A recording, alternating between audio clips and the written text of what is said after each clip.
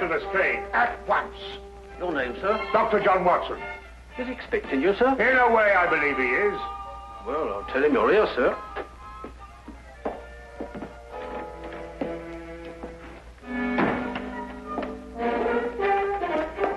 You can go in, sir. Ah, Dr. Watson, I didn't expect to have the pleasure of seeing you again so soon. Will you kindly read that? What is it? Read it. Oh. Yes, sir. Oh. I think it's disgraceful, sir. Absolutely disgraceful. What? Yes, and I'm glad you're here so that I can tell it to you personally. Why, you and I both know that it was Sherlock Holmes who solved the Cunningham case. If it wasn't for his brilliance and his persistency, the facts would never have been brought to light. And I think it's scandalous, sir, that the newspapers should have given me all the credit and said so very little about his magnificent achievement. What do you think, Doctor? I absolutely agree with you. Eh? I'm glad you're on my side, Doctor. Why, of course. I'm so glad you've taken it that way. And what does Holmes think? Oh, he doesn't mind, you know. He doesn't care who gets the credit. Oh, dear old Holmes, such a modest fellow. Yes, Well, look, you must give him my kind regards. Yes. And tell him that, although I know he doesn't think anything about it, I intend to get the newspapers to get the facts straight. Well, that's very good of you, Inspector. What's Holmes doing these days? Well, the last time I saw him, he was playing about with a lot of ink smudges and talking about the prints that fingers make. No. Good old Holmes, always experimenting. Inspector Lestrade, sir. Yes, what is it? There's been a murder reported at the home of Lord Beryl. What, Lord Beryl of the Foreign Office? That's him, sir. I'll be right with you. Excuse me, Doctor. Yes, of course. Lord Beryl. This is going to be a tricky situation to handle, what with the Foreign Office and who knows what else. Yes. Can I be of any assistance? I don't think so, Doctor.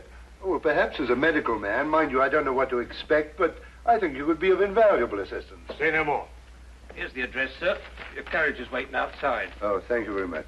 Perhaps you'd care to acquaint Sherlock Holmes with what has happened. Well, I don't know. I don't know myself what's happened. As you said, the people involved make this case rather delicate. Perhaps a little suggestion now and then might help facilitate matters. One never knows. Yes, you're so right. Take a message to Mr. Sherlock Holmes of 221 Baker Street. 221B. Yes, of course, 221B Baker Street. Tell him what has happened and drive him to Lord Beryl's residence. Yes, sir. And tell him Dr. John Watson is already there. The flat's the first floor up. Yes, sir. Very good, sir.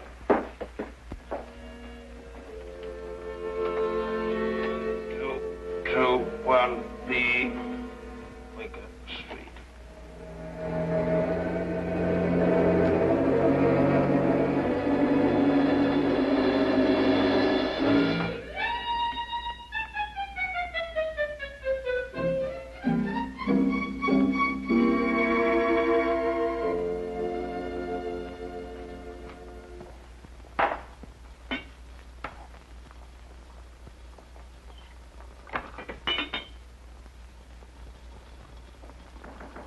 Come in. Excuse me, Mr. Holmes. Yes? A message for you, sir. There's been a murder committed at the home of Lord Beryl. Inspector Lestrade and Dr. Watson have already gone there. Thank you. Would you care to have some tea? Some tea, sir? Yes. Is that what you're making? Oh, come along. Come and have a look at this. I'm working on an extract from a special series of pygmy poisons.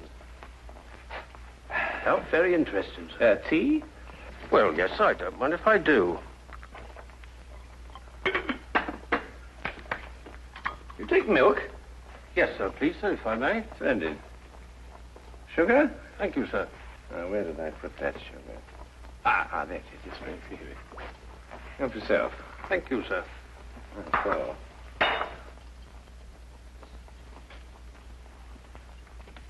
What's this you're doing here, sir? Well, I believe that certain poisons, if taken in the correct doses, can actually have beneficial rather than fatal effects.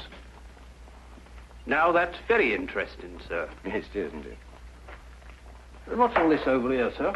Oh, that? Oh, those are some tropical leaves. They were sent to me by a friend of mine who hunts in that part of the country.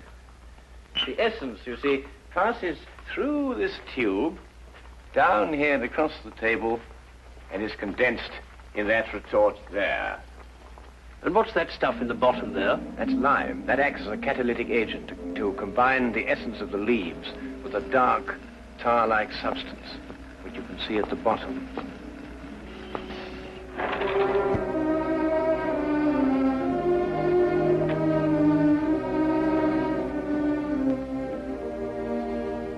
Inspector Lestrade, I demand to see my wife. You've kept me waiting half an hour, and now I should like an explanation. Of course, you're entitled to one, sir. You know that Karl Oberstein was murdered in your study. I was informed of that, and it is a tragedy, of course. But I still don't see that is... Lord Beryl, your wife has confessed to shooting him. What? That's why I couldn't allow you to see her. We were taking her statement. What does she say? Apart from the actual confession of murder, she refuses to say anything. You may go in now if you wish, Lord Beryl.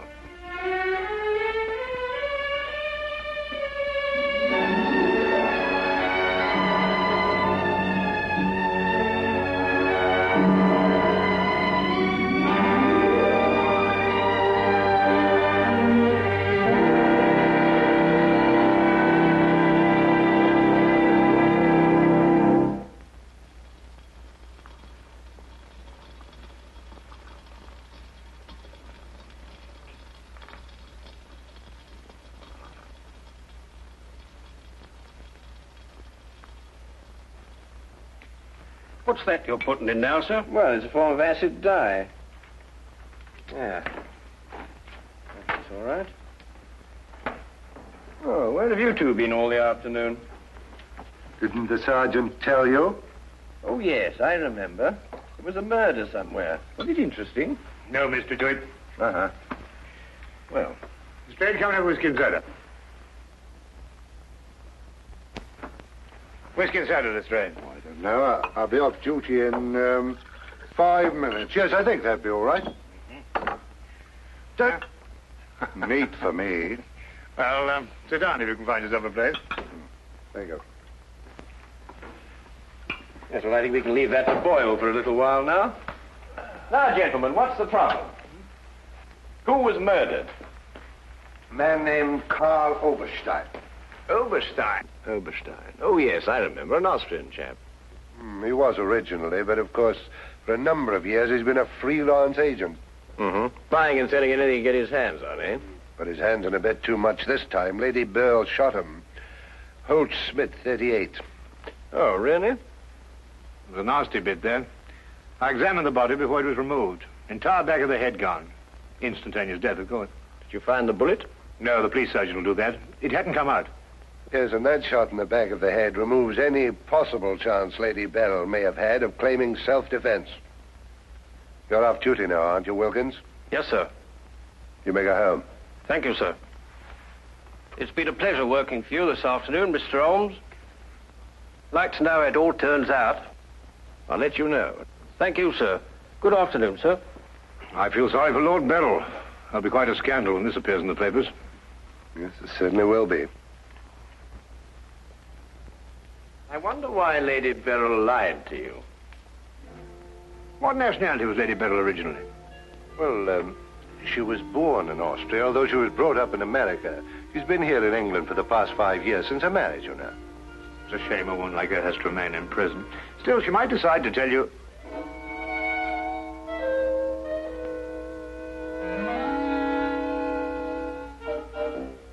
What did you say? I beg your pardon? What did you say just now? I didn't say anything. Oh, yes, you did. You said, I wonder why Lady Beryl lied to you. Oh, that? Yes, what did you mean? Nothing, except, of course, that Lady Beryl didn't shoot this chap Oberstein at all. But she confessed to it. Nonsense. She didn't shoot Oberstein because Oberstein wasn't shot. His head was bashed in with a blunt instrument. The revolver you claim was the murder weapon actually belonged to Oberstein. She found it lying by his side and pretended she'd done it in order to shield her husband. She's no more guilty than you two are. Would you hold that like a good fellow, please? Would you please repeat that? Of course, it's as plain as a... Here, would you mind holding that?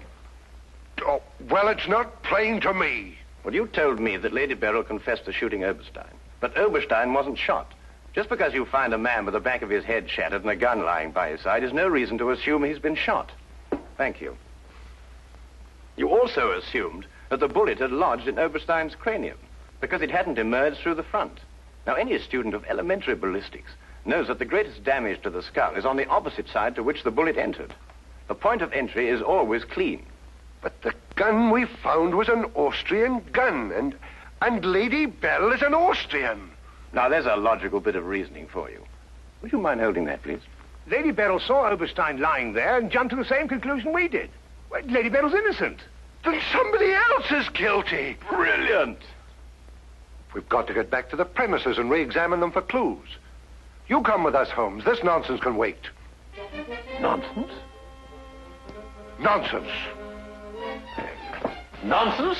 Did you say nonsense? I'll have you know, Inspector Lestrade, that if the law enforcement agencies of this country were an infinitesimal amount more advanced than ancient Neolithic man, I would not have to be doing the basic research work that will in time benefit police bureaus throughout the earth. You may have a point, Mr. Holmes. A point? The only point is human, of which there is a paucity in the halls of our defense of the public. So do you really think so? I certainly do think so. And I'll tell you a few other things, Inspector.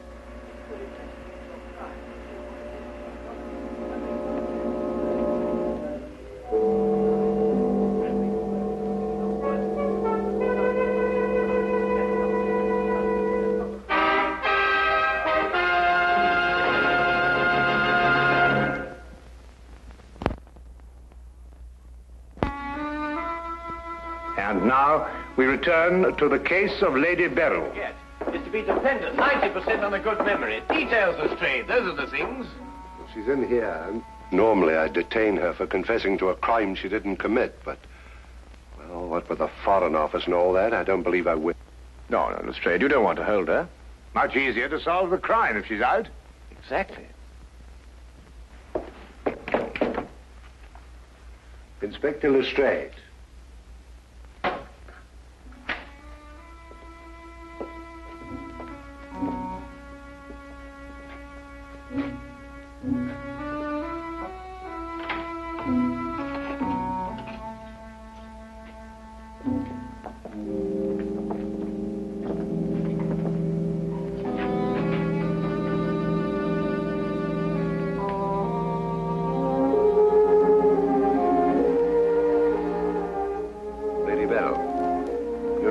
We're releasing you. So I understand. Do you know why? No. We've been able to prove that you didn't commit this murder you confessed to. I see. We would, however, like an explanation as to why you confessed to this crime.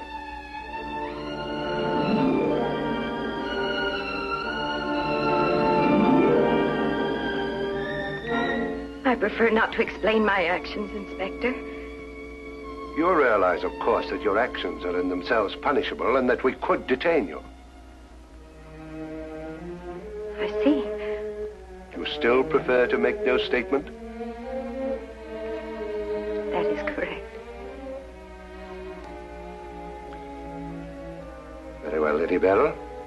You'll be released as soon as the formalities can be cleared. Thank you. Human beings lie to gain, to cover, or to protect.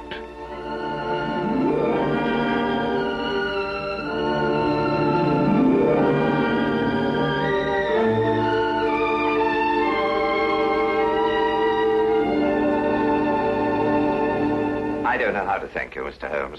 Please consider me forever in your debt. Not at all. You're in the Foreign Office, aren't you, Lord Beryl? I am. Had you ever met Herr Oberstein before? I had. Exactly when? Last week. For the first time? And the last time. I see. I believe it was his habit to offer large sums of money to men in key positions for the information they may have had in their possession. I believe that was his habit, Mr. Holmes. Thank you. Oh, Lord Beryl, while your wife is on her way here, I wonder if I might look at the premises of the crime. Well, of course, of course. It happened in the study. With your permission. My house is yours, sir. Thank you.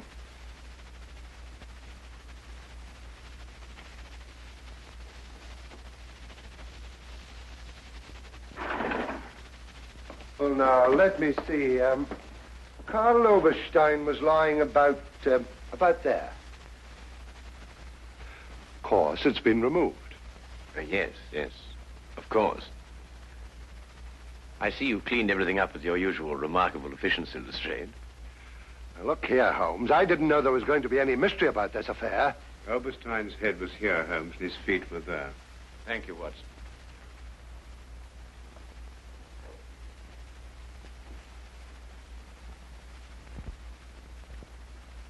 Where was the gun lying? To the left of the body. Nearer the head or the feet? Nearer the head. Was Oberstein face up or down? Face up. I had to turn him over to examine him. Has there been any effort made to gain forceful entry into the house? Well, none was reported. What? Lord Beryl, do you use glasses when you read? Yes, I do. These? Are they your only pair? Yes. Who first discovered the body? I believe my secretary. Is he here? Yes. I'll call him. Thank you.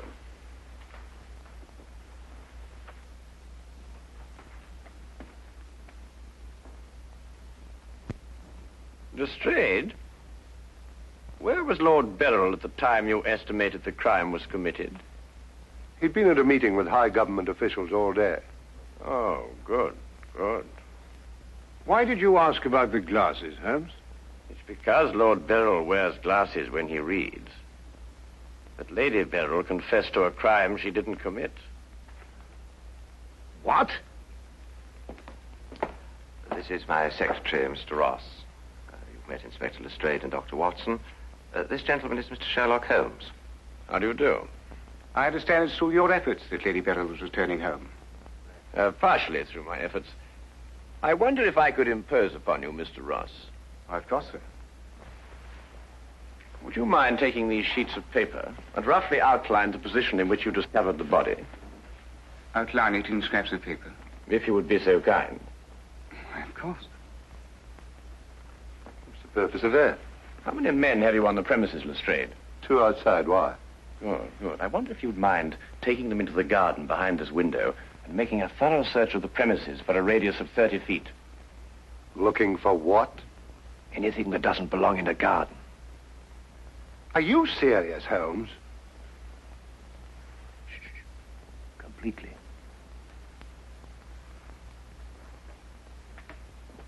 Let's got him out of our way. Have you examined your safe, Lord Beryl? I have, Mr. Holmes. All my papers are intact. Excellent. Does Mr. Ross have the combination to your safe? Yes? There's been no question of robbery. Of course not, Ross. One must ask these questions in an investigation. Of course. Good afternoon, Lady Beryl. Nina, my darling. How are you? I'm all right, George. Quite all right. You must rest. This experience must have been horrible for you. It's all right. It didn't last long enough to be too difficult. I don't know how, but Holmes has solved the entire thing. Has he really? Not entirely, Lady Beryl. Not yet. Do you expect to? I can only hope to. Mr. Holmes, if there's anything I can do to help. If it would not be too much of an imposition, Lady Beryl, I would like you to retake the position in which Mr. Ross discovered you when he entered the room.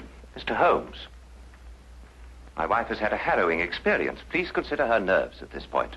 You're forgetting, Lord Beryl, that your wife confessed to a crime she didn't commit. The circumstances are somewhat exceptional. But if Lady Beryl would rather not... It's quite all right, George. Now, let me see.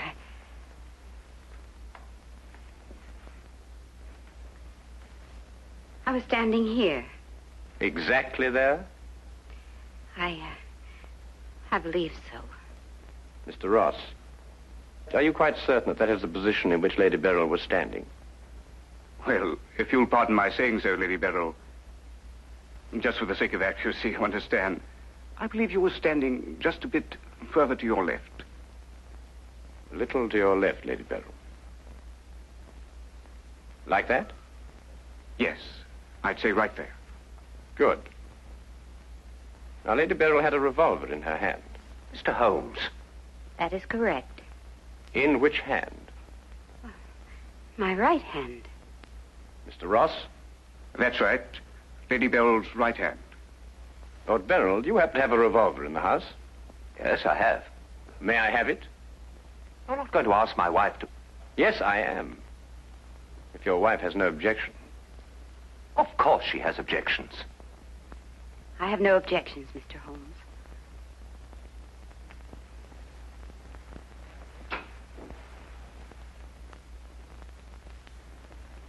Ah, excellent. A .38 caliber. Do you notice, Watson, that it's patterned very closely after the Schmidt-Holtz, the revolver in question? Lady Beryl, is that the way you held it? I believe so. Mr. Ross? Yes, it was like that. Mr. Ross, I'd like you to think very hard. A great deal depends on what you're going to say now. As far as you can remember, that was the position of Herr Oberstein's body? Yes. And where in relation to Herr Oberstein's body and Lady Beryl were the broken eyeglasses? Over there. There? Yes.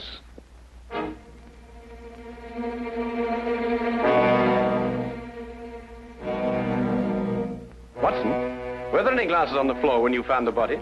Absolutely not. You're positive? Positive. That's right. I didn't know what I was saying. There were no glasses on the floor at all. There weren't any glasses on the floor when you found Lady Beryl bending over the body. But there were when you sent Herr Oberstein crashing to the ground.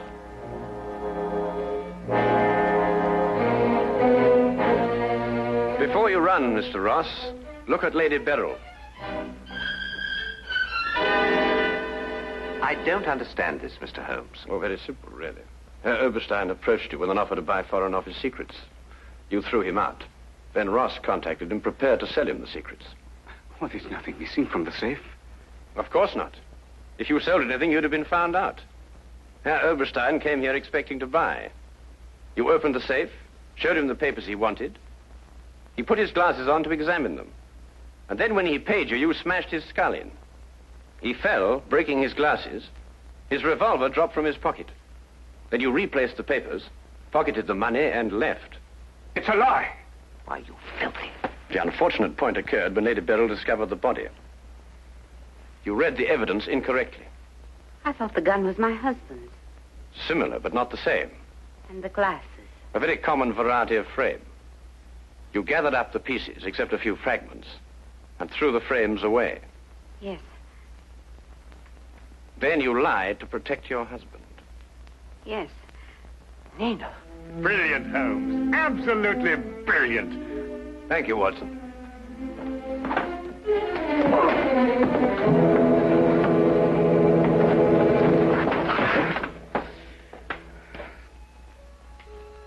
My humble and very grateful thanks, Mr. Holmes. It's been a pleasure to help so brave and noble a woman. I'm still not quite certain what's happened, but I know we shall both be forever indebted to you.